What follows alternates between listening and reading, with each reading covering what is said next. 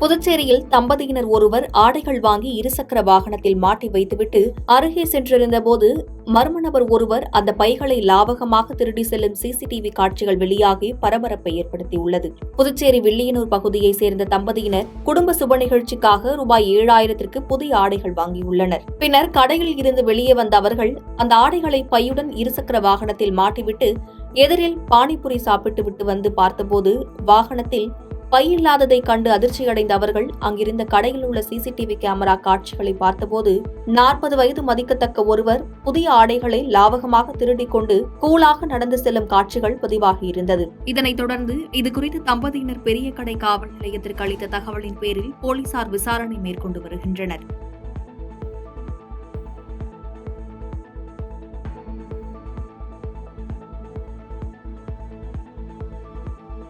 பாதகம் செய்பவரை கண்டால் நாம் பயங்கொள்ளலாகாது பாப்பா. மோதி மிதித்து விடு பாப்பா, அவர் முகத்தில் உமிழ்ந்து விடு பாப்பா.